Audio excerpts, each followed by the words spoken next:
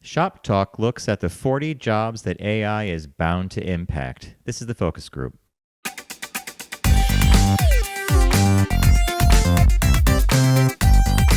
They're all business, except when they're not. It's the Focus Group with Tim Bennett and John Nash.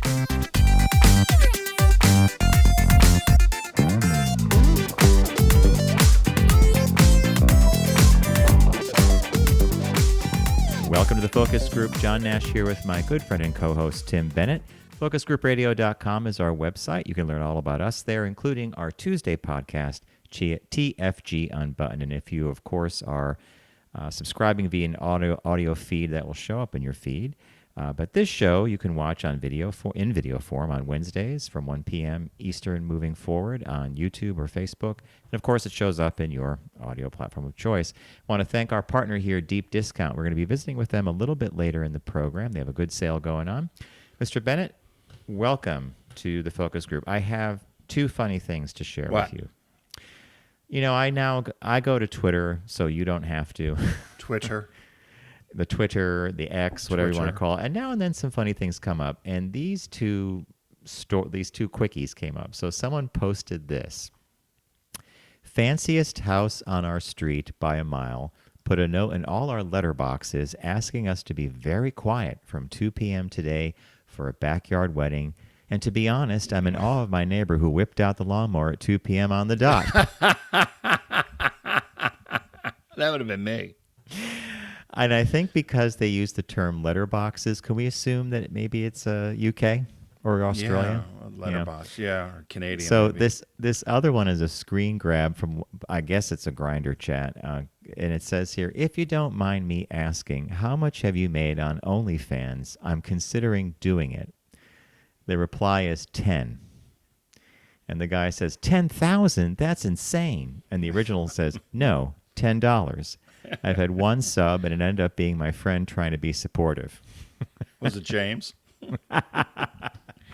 You and I always wonder about this, right? We wonder about the fiscal possibilities, but that would just because you hear about the people making 100,000 their whole lives have changed. Yeah, and there's a kid that we met at one of these media things that has not worked a day since he graduated college. He's in his late 20s, and has just built a beautiful home in the Hamptons, all based on YouTube and Instagram money. And X money. So I guess who knows what sticks. As you said, you never know what's going to go viral and what doesn't. And well, we know what sticks, can't make magic all Tim. the time. The guy you're talking, yes, and it's like, remember we were out west for the IGLTA conference once, and they invited Davey Wavy to talk about social media influencing. Well, when you can build up a repertoire like millions of fans, I suppose, when you're talking about dildos and posting up sex videos, but it doesn't work for everybody. Yeah, let me tell you to get clicks and likes. The travel industry. Here's. I did a whole show on dildos. Oh, okay, thank you. Thank you.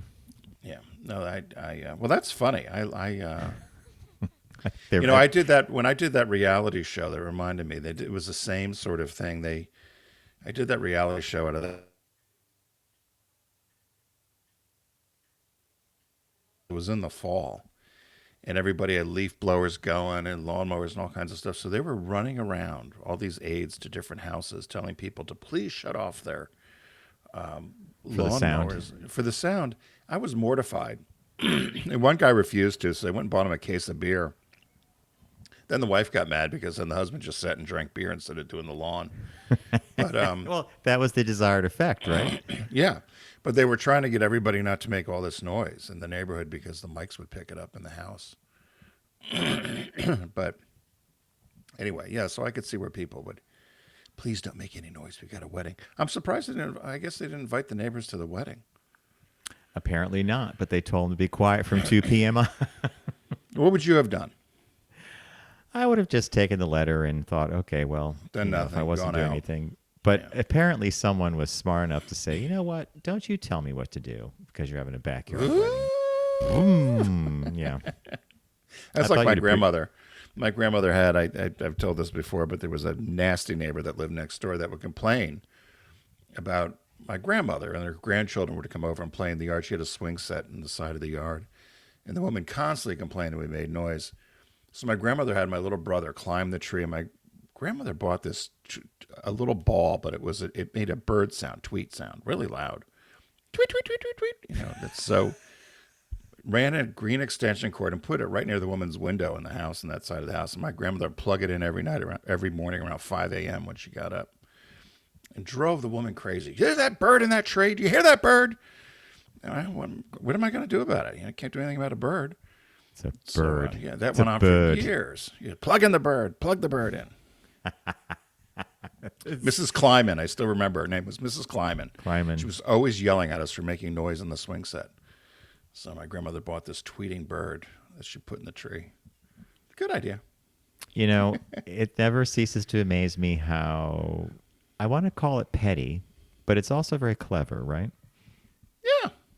I think, you're going to complain. You're going to complain. You complain, yeah.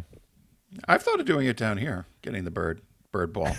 I got to look on Amazon, see if I could buy one. We've got a neighbor that might need the bird ball. My mom has one. It's like a plastic robin that sits on a little plastic stick, and it's hanging from a doorknob in her sunroom. And when I was visiting last weekend, I would bump into it. Chip, chip, chip. It would make this noise, and I'd look around, and she'd just laugh. She'd say, "Oh, it's the bird on the door." I'm like, the bird on the door. And I'm like, oh, the bird on the door. Yeah.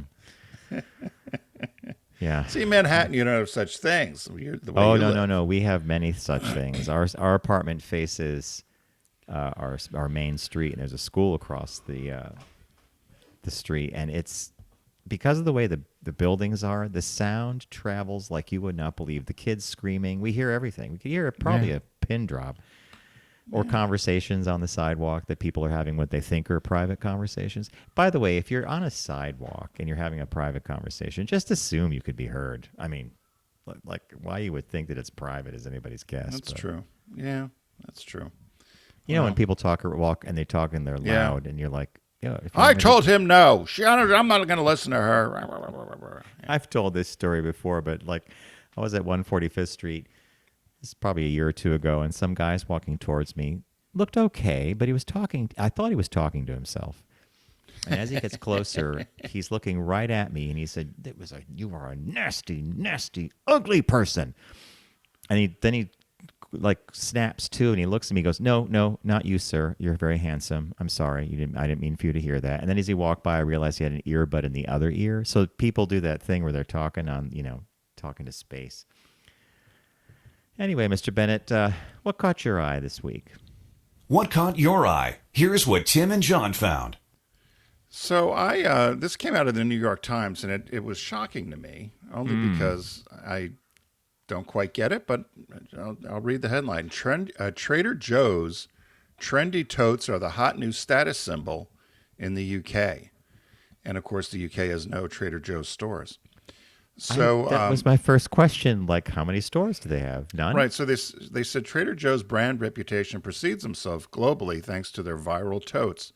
The grocery store's infamous tote bags are something of a status symbol in the United States. I didn't know that. Did you know it was a status symbol? The bean boat. No. Ella bean boat and tote is, but no.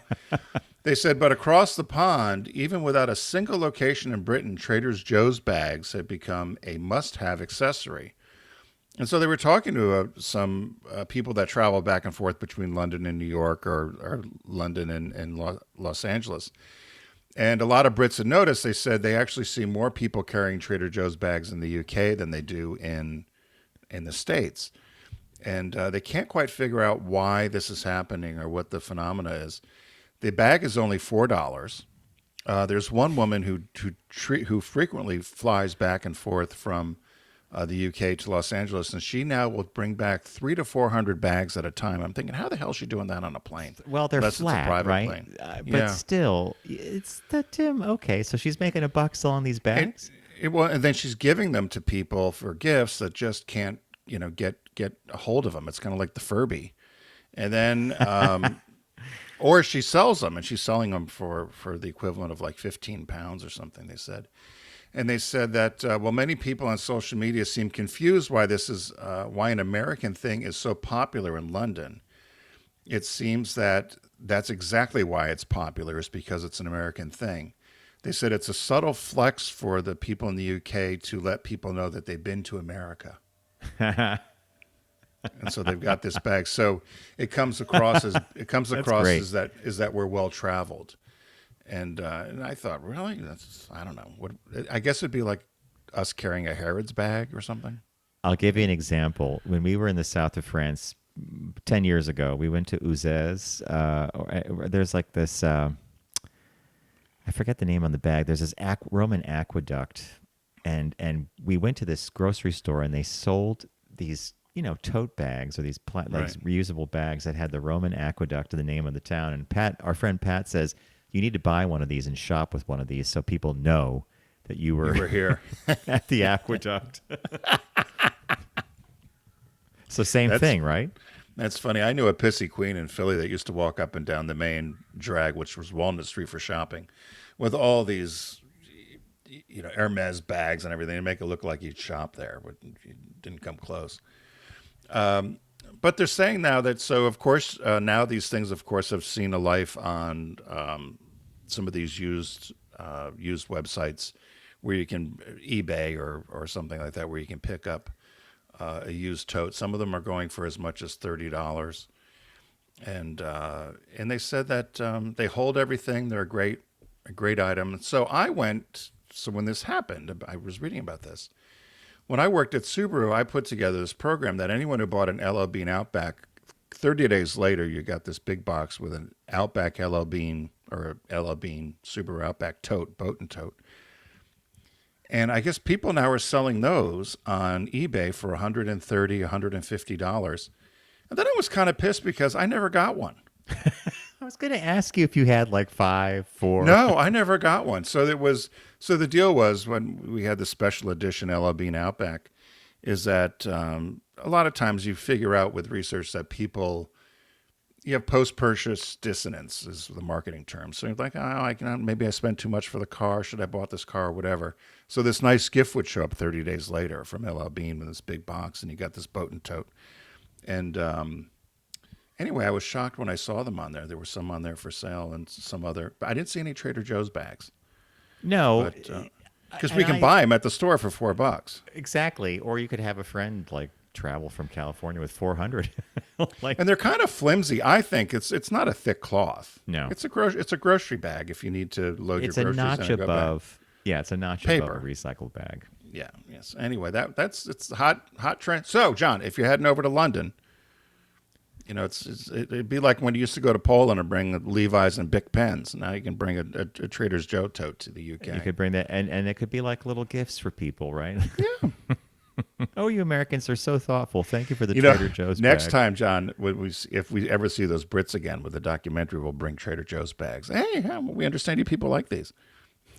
What do you want to bet that they'll actually go like, oh my God, thank you for the Trader Joe's bag? Well, they live in L.A., so they probably got one. They probably got them. It'd be a funny, like, haha. Top of the morning. What caught your eye? All right, so mine is completely different, and it involves the WNBA. It's a very short one, but here's the picture, and you'll see what's going on there on the right hand. A WNBA game was interrupted. It was the Sky Valkyries, and they were winning over the Chicago Sky, and the game was interrupted Friday during the third quarter because someone threw a bright green sex toy onto the court, bounced around a little bit. Everybody just stopped. It was a green dildo, yes. Look at you, a bright green sex toy. Well, I'm just reading what the article What do you think? said. We're on PBS? Yeah, our funding's going to get cut with the dildo. So it just brought the game to a halt. It's not the first time this has happened, and one of the players said it's super disrespectful. I don't really get the point of it. It's really immature. Whoever is doing it needs to grow up. You're going to hurt one of us. That was the next line that made me smile. With getting hit in the head with one of these rubber dildos. You're going to hurt one of us. It's a decent size. Well, when I saw the photograph, so I saw a frame grab of the video, and it lands and it bounces and it's like goes right between a player's feet. Did anyone laugh? I wonder. Anyone think it's funny? I guess not. The camera panned and then pans down to it and then pans away really quick, like, oh no, you're going to show something. I just don't know what would possess you to buy it and bring it to the game and hurl it on the court. I mean, there's 3 steps there, right? You have to really do this. Like, because they're not cheap, as you know. Last Romaine, they're not cheap. You're exactly right. And Do you think it's like what would you throw in a male basketball game that would stop the game and make players like say, "What the hell's going on? This is so immature." I don't know. See, Yeah. this I mean, this seems obviously is going after stereotype of women athletes being lesbian. I'm sure, right? So if they only had a little dickie in their life, they'd be all set. You know, Tim, I wouldn't even begin to guess the I'm motivations. sure that's what it is. I'm sure it's something to that effect. I'm sure it's based upon the fact that there's a stereotype of women athletes being not interested in men sometimes, right? So let's toss something out and give it to them so they don't have to worry about that. Sex toys have found dildos have found their way into sports before. The Buffalo Bills fans have famously thrown them when they play the New England Patriots. I did not know this.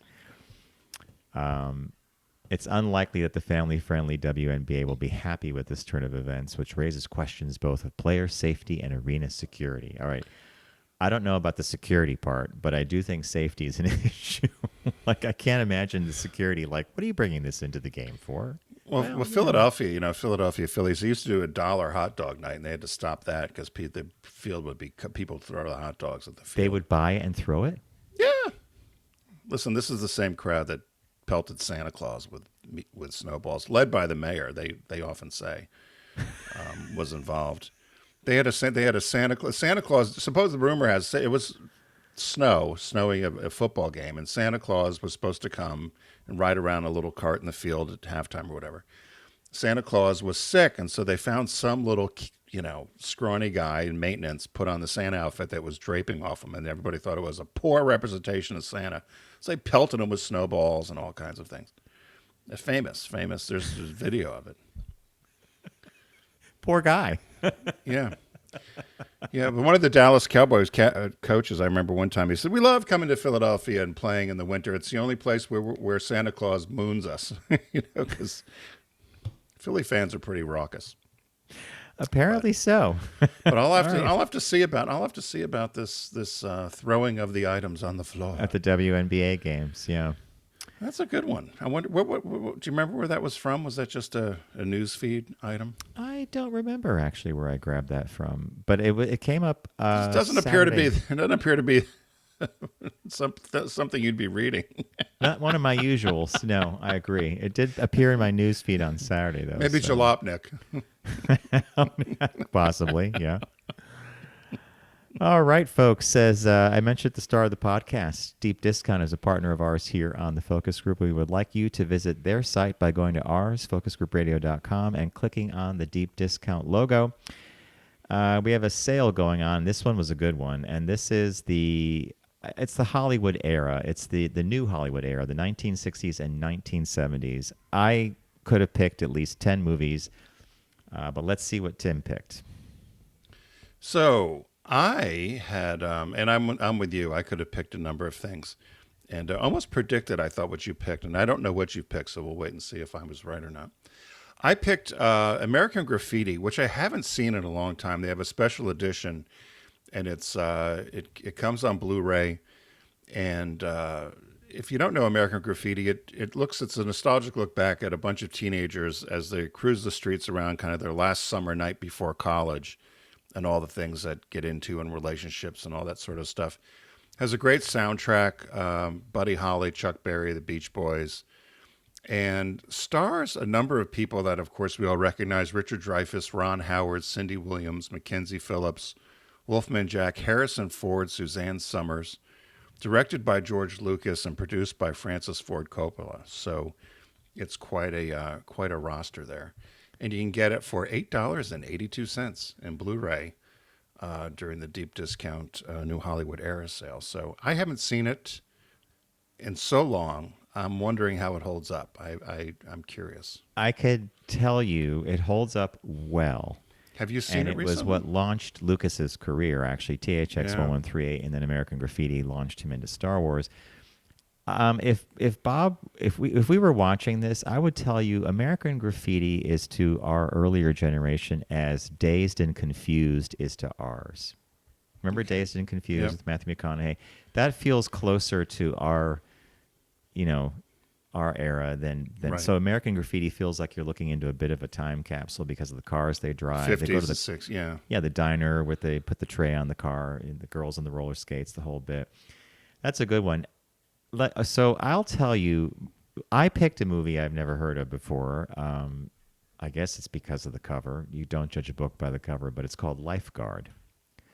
And it's got this guy with a Speedo, like a illustration of the guy with a Speedo on the front, who happens to be, I think, Sam Elliott.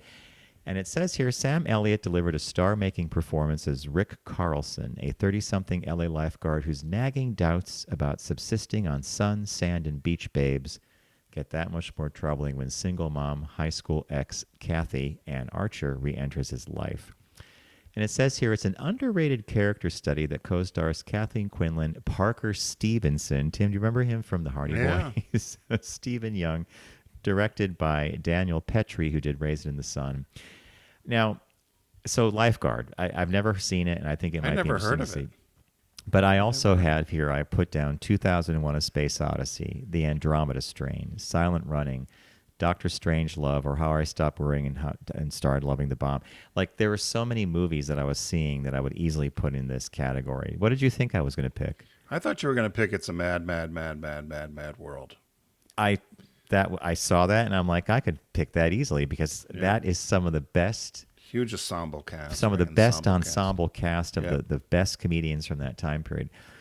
All right, so we do have a new release this week, and it's sort of up our alley here.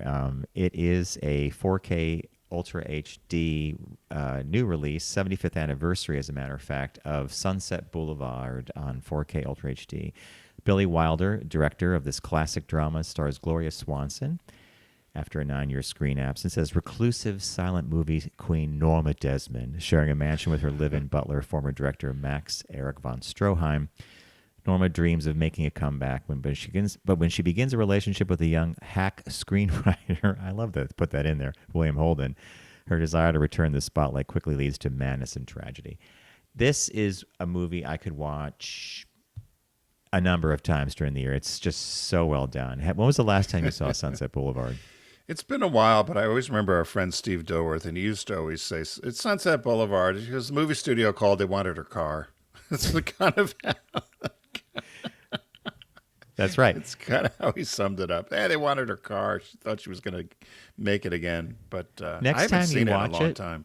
Next time you watch it, there's a scene in the movie where she's watching old silent films with William Holden on the couch of her mansion. And Bob is always quick to point out that the movies that you're watching, that they're watching in the movie, is her in her silent film career. She was one of the rare ones that went from silent to the talkies. So Sunset Boulevard on 4K Ultra HD, 75-year anniversary. Eek. Wow. So, hey, as John mentioned, thanks to our friends at Deep Discount for their support of us. You can own your passion and take advantage of the new Hollywood Error Sale right now, up to 50% savings happening. You can get there by going to focusgroupradio.com and clicking on the Deep Discount logo. This week I picked an old classic movie, or I guess it's classic now, American Graffiti from 1973. John picked a movie neither of us know much about, Lifeguard, which has piqued our interest. And the new release that we just discussed is Sunset Boulevard on Ultra 4K. You're going to want that, aren't you? Because you love the latest. I believe that's one you have to have in your library, in all honesty. Yeah. So again, thanks to our friends at Deep Discount. We're going to take a quick break. When we come back, we have a business birthday and a shop talk to share with you that John teased early on about the effect of AI and some on the workforce, I guess, overall. So stay with us.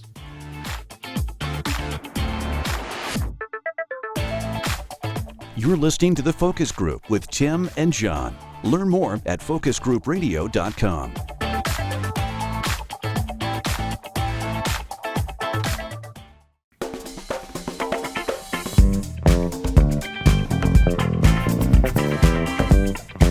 Now back to The Focus Group with Tim and John. Available pretty much everywhere.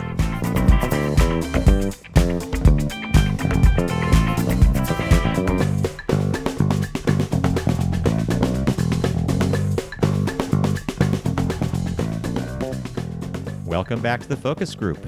John Nash with Tim Bennett. FocusGroupRadio.com is the URL.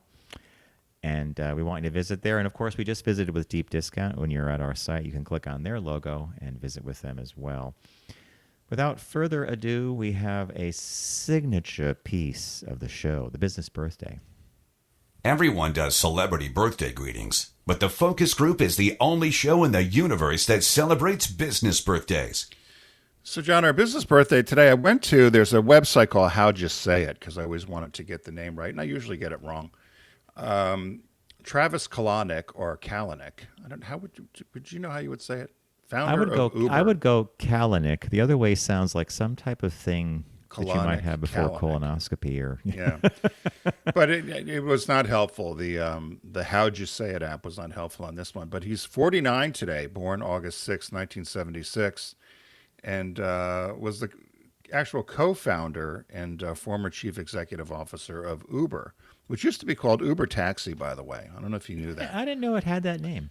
Yeah, when it was founded, it was called Uber Taxi, and they got sued by the city of San Francisco because they were running a taxi service, and so they took the name taxi off, and they didn't have to abide by the rules of having a taxi service or car service.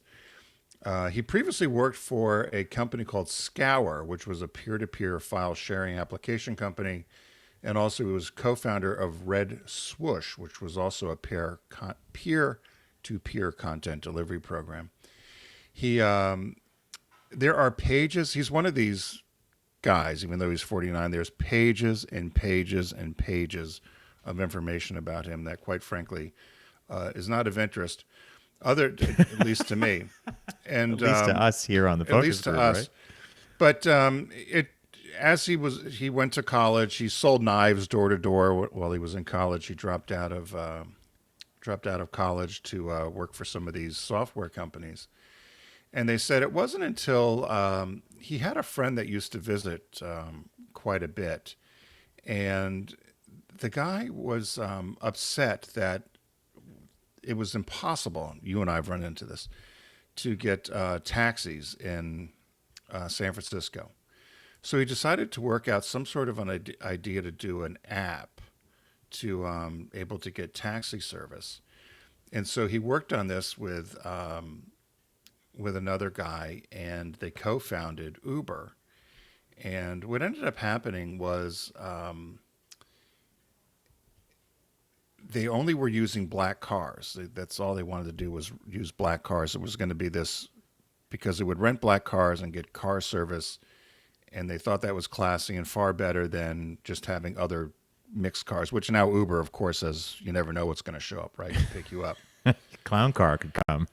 So they developed this concept on the smartphone that these luxury vehicles would arrive, and there was no tipping, and that was the other thing that people... I remember that. Now, yeah. I like that idea of no tipping. Same here. But he was criticized because they said he didn't take into account the drivers and their cars, whatever. He was of the opinion that tipping just created... I agree with him. He said tipping, his idea was that tipping just did another layer of complexity, whether people wanted to do it through the app or whatever in payment, and didn't want to do it, but eventually was worn down. There was another company that also then started after Uber called Wings, W-I-N-G-Z. Limited cities, maybe? What's that? Limited cities? Like, I never heard Well, of it was that. in San Francisco. It just came out in San Francisco, and what they did is they were letting drivers use any type of car, and that's how then Uber changed and did other types of vehicles, because then they were getting this competition. But overall, it goes on and on and on about how it was such a horrible environment culturally to work at Uber, and what a misogynist and kind of sexual harassment nonstop.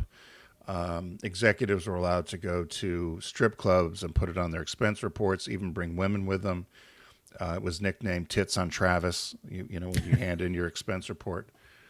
And the amount of complaints from human resources to him about how he would belittle employees, he was inappropriate with women, again, would take men and women executives to strip clubs and had escorts at parties and all kinds of things. As I said, it goes on and on and on. He finally gets pushed out of the company. And the financier said this is enough. HR wasn't doing anything about it. He was putting people on the board that would only do what he wanted to do. So they were finally able to take this over, and he resigned in 2017 and ended up selling all of his stock between 2017 and 2019. And you want to guess about what his stock was worth? So he sold on December 24th, 2019.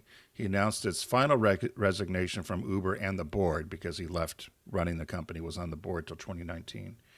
Want to guess what his stock was worth when he sold it? This was 2019 Uber stock. $3 billion? Close, $2.5 billion. Wow. Okay. So when he sold it, he immediately became the 238th most wealthiest person in America. His total net worth was $2.6 billion. He's now since gone on to work with some sort of subsidiary or company called CSS Cloud Kitchens, which I don't quite understand what that is. But it says it's a ghost kitchen managing company. And he also has control of some companies in the UK, some food star startups, they said. And he invests his money, but he's only 49. They said that, he said he did learn from his time at Uber that perhaps he needed to tone himself down. Maybe taking people to clubs and having escorts at parties wasn't such a smart thing to do, right? Yeah, they said it was an unhealthy environment, and I'll say. yeah. So happy birthday to Travis Kalanick. How would Tim, you say John? Kalanick. Kalanick. You were like Kalanick. Kalanick. Hi, Hi, Kalanick. Yeah, Kalanick. That's what I'm thinking. I seem to remember doing the other guy that founded Uber a few years ago. We did a business birthday on him.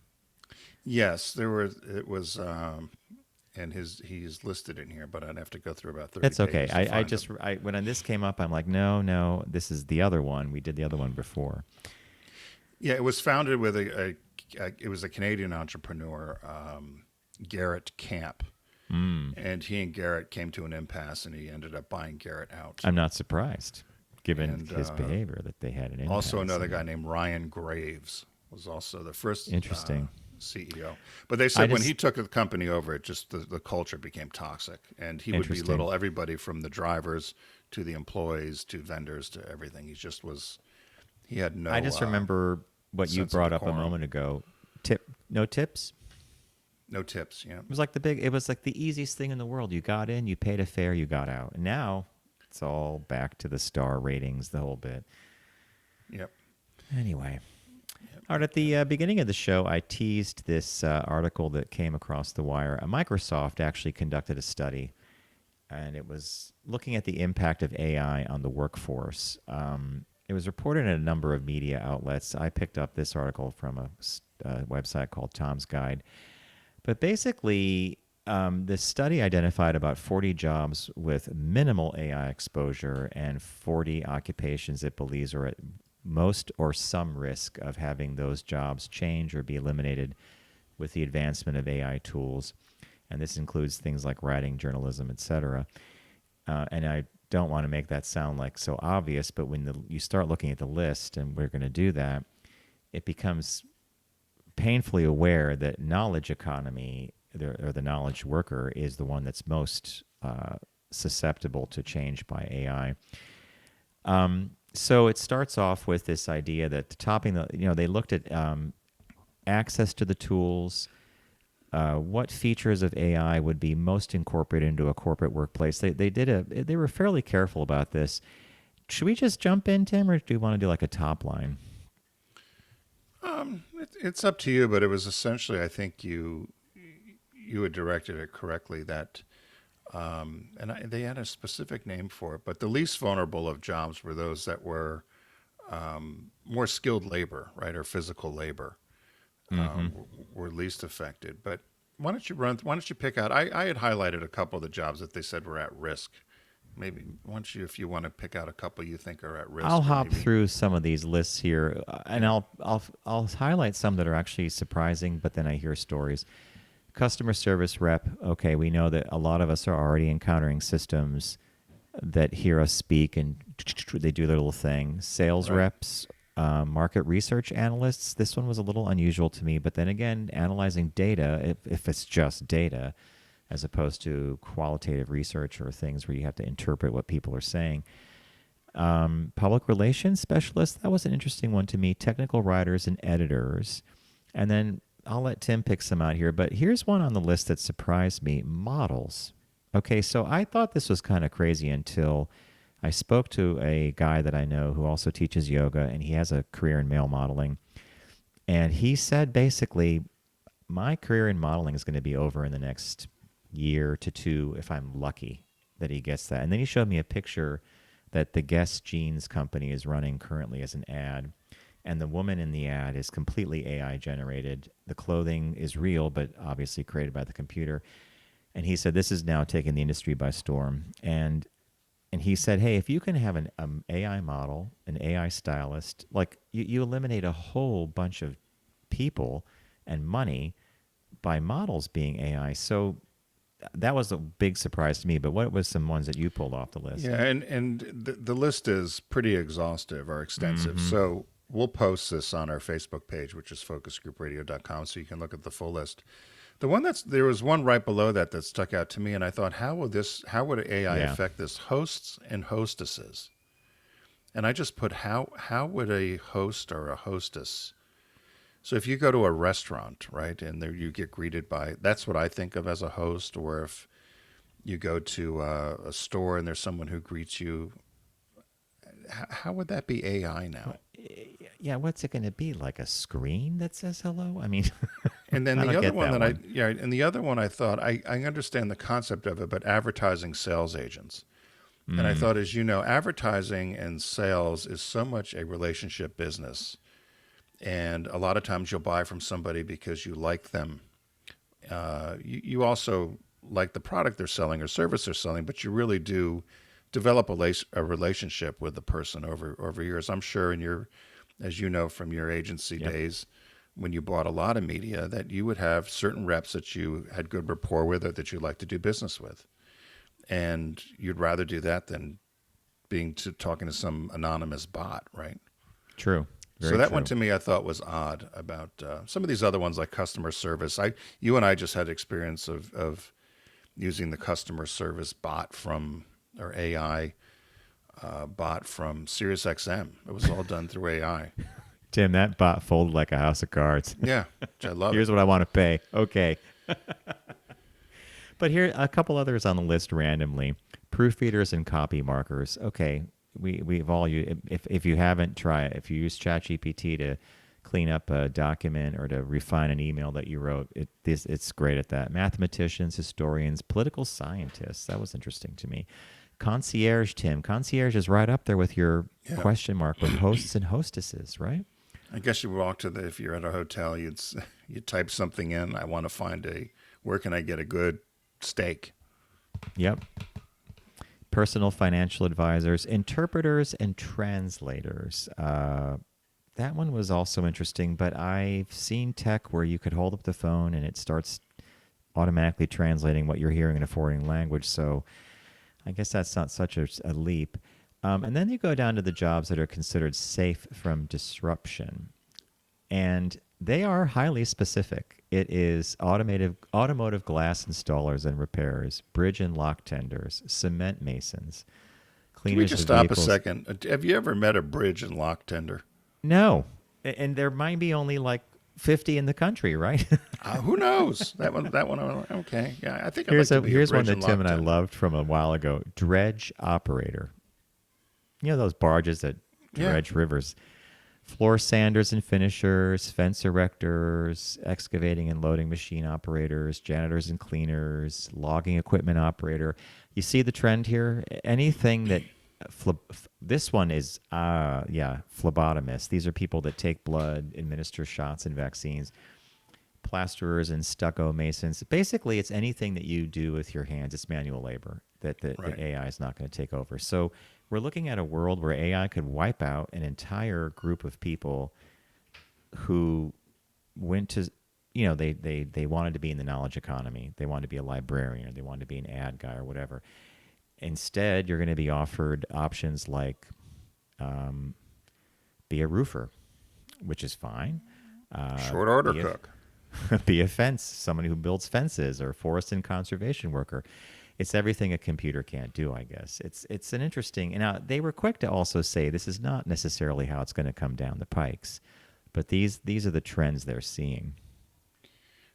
Right, and they said that you're exactly right. They said some people. There was a CEO at a company called Anthropic who felt that AI could eliminate up to 50% of entry-level white-collar jobs within the next 5 years. You and I have heard that from a number of different sources, that in the next 18 to 24 months that the economy will be turned upside down with AI. And I just saw something again over the weekend. I don't know if you did, on 60 Minutes, where again they were talking about what they expect the workforce to be like in 2030, and how AI will be very much influential and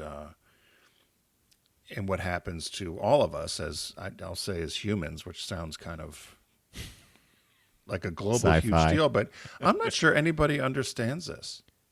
And they said that countries have to be prepared for this, and that was one of the things here in the article is this: what can you do, and what could any of us do? And they said that if your job appears as being vulnerable in this AI list, that you should evaluate your skill risk and consider upskilling, particularly in areas where human judgment and creativity will still matter.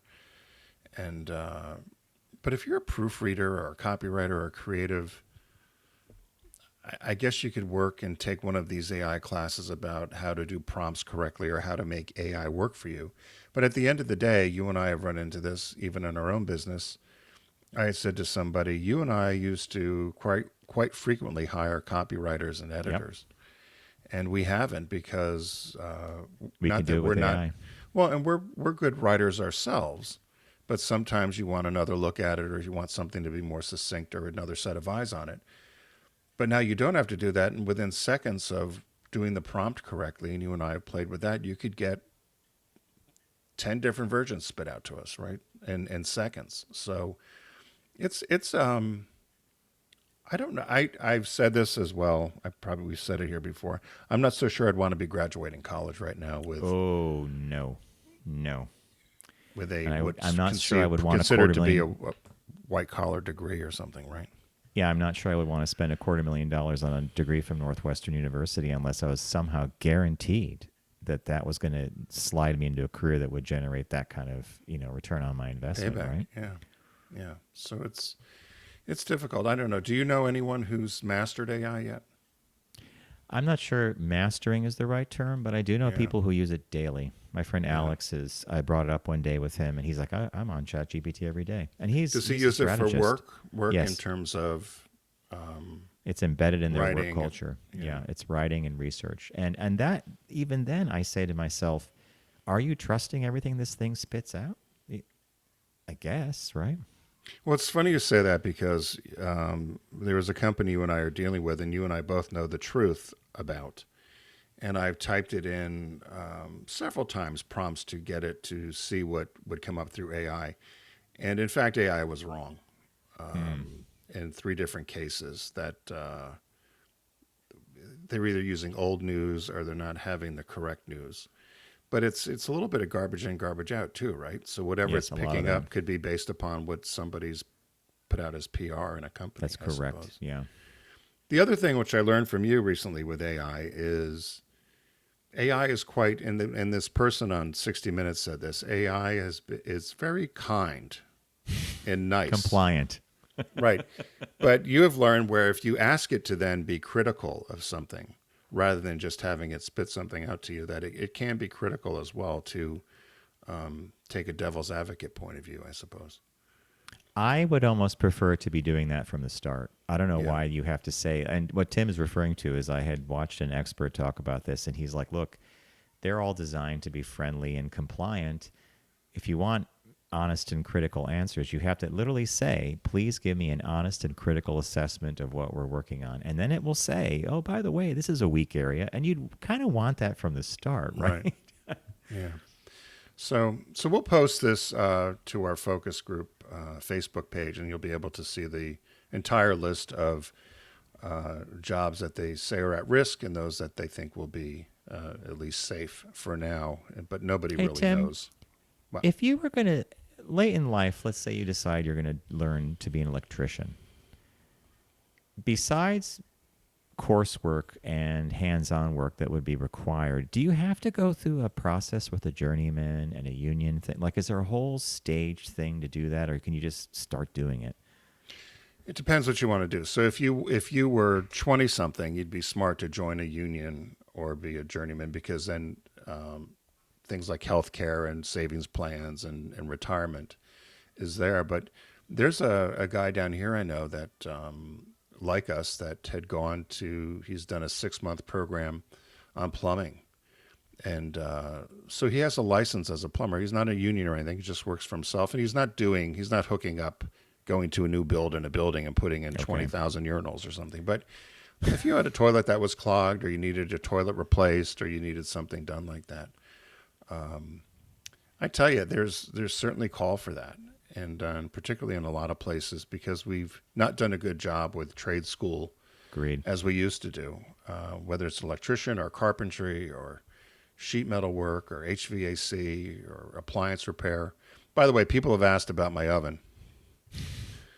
So I don't know if I told you, I found Sears, of all things, has a repair outlet. The old down Kenmore here. brand, right? Right. And so an older gentleman showed up and he laughed. He said, I'm working on stoves that are 30, 40, 50 years old and they're in great shape. He goes, these new ones, anything after '09, forget it.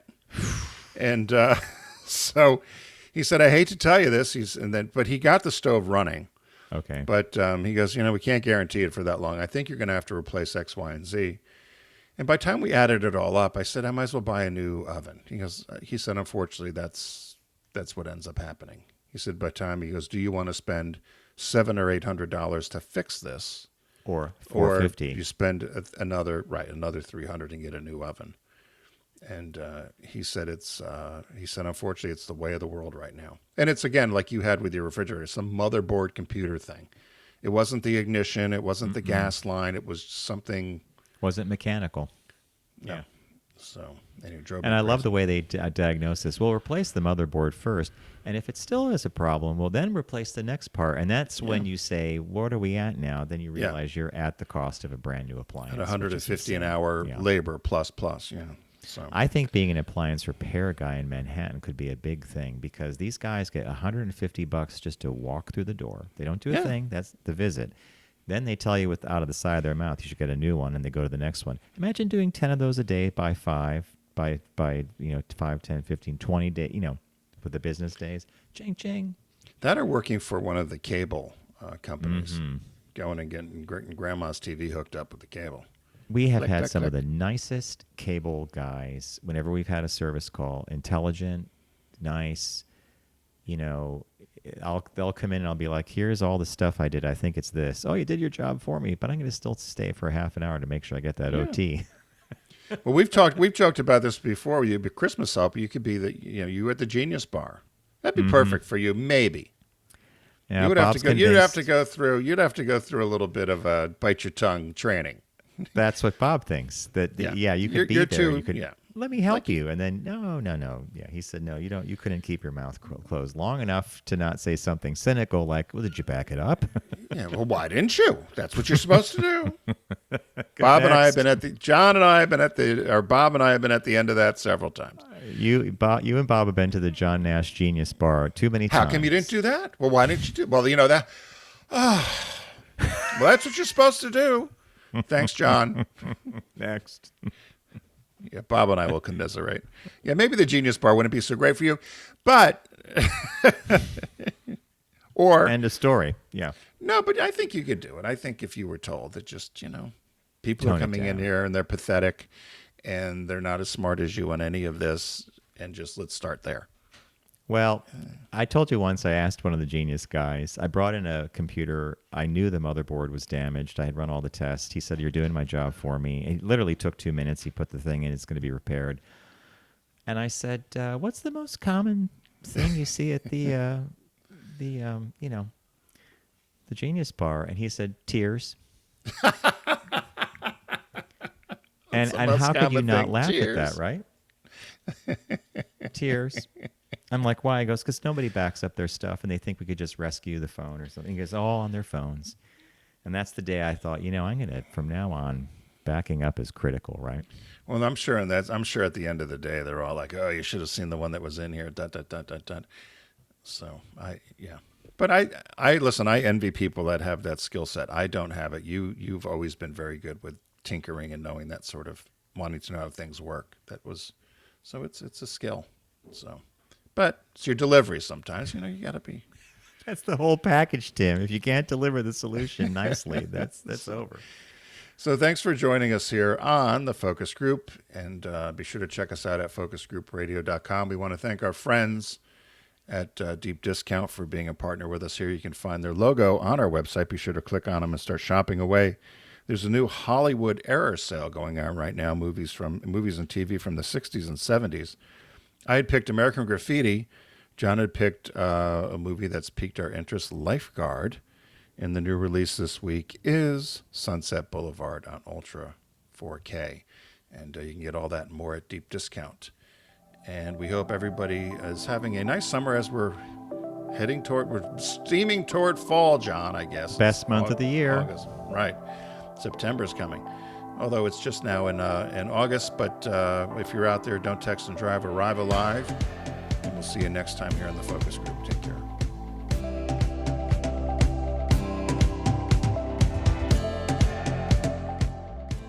It's the Focus Group with Tim Bennett and John Nash. Accessible on all platforms. Subscribe, like, and rate us on your platform of choice. Learn more at focusgroupradio.com. That was a stunning focus group.